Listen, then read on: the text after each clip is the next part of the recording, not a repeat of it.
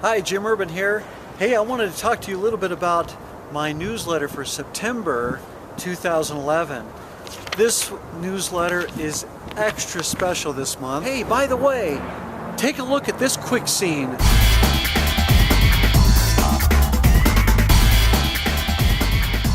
The main article in this newsletter is about I'm an empty nester. My wife Susan and I are empty nesters. In fact, today is the day that my wife Susan takes Janelle, our youngest daughter, up to Western State, which is in Gunnison, Colorado. She's going to be up there for about a year or so, and she's taking her general education. Hey, and my oldest daughter Bethany and her husband Casey, and actually Noah, my first grandson, are in Denver. They're real close to us, and we're so excited about it. Since we're empty nesters, we actually now have a grandson in town, not too far away. And my second daughter, Alyssa, is actually in Provo, Utah at BYU, and she's actually commuting to Salt Lake City, doing her intern for journalism. And actually she did an early graduation walk, but she has one more semester to go. And then there's my third daughter, Kendra.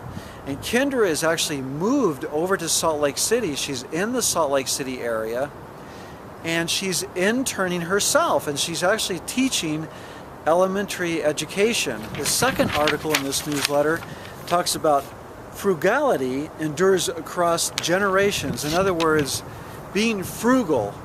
Being frugal has run for many generations. Now, you might think to yourself, well, not in my lifetime.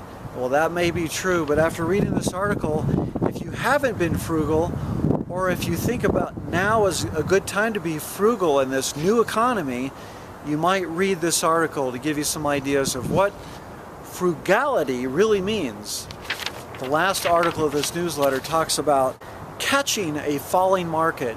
You know, in the real estate market, the market has actually been taking a dive, and probably for the last year or so, and I see some light at the end of the tunnel, and it's not a train coming at me, or you for that matter.